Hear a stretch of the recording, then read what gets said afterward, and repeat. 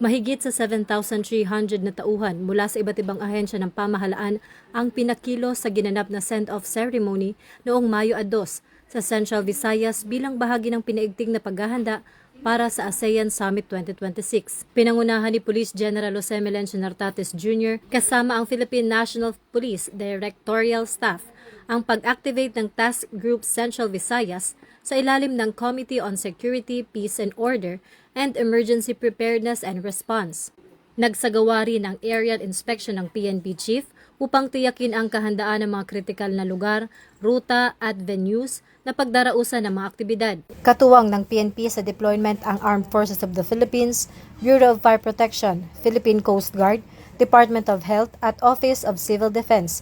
Saklaw nito ang site security, traffic at convoy management, coastal at airspace monitoring, emergency medical services at mabilisang pagtugon sa anumang insidente.